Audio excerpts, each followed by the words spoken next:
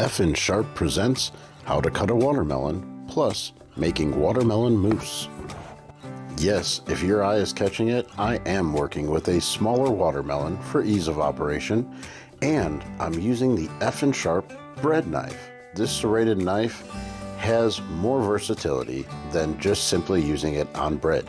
After slicing the watermelon in half and cutting some slices lengthwise, I'll go ahead and turn it 180 degrees, cut slices again, and then working perpendicular to the cuts that you just made and about 1.5 to 2 inches apart, you'll be able to pull a nice rectangular slice of watermelon that's easy to eat.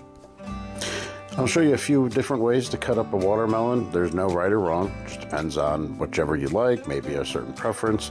I'm going to go ahead and cut this watermelon half into quarters and then just slice down, making that iconic just triangular cut watermelon.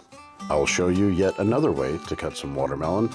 In this fashion, I'll cut some big slab slices and then I'll lay that down on the cutting board. I'll cut off the tipped ends and then that back rind part, just giving you a nice slab of the flesh of the watermelon, and cut that into 2-inch or maybe even 1-inch rectangles. Turn that, cut it straight down the middle, and now you have some nice large diced watermelon to work with into a food processor with some cream cheese, some watermelon, a little bit of sour cream.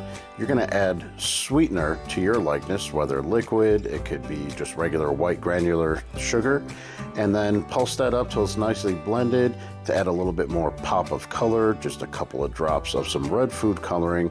Once that's all nicely incorporated, we're going to go ahead and work on some whipped cream, some heavy cream in a bowl.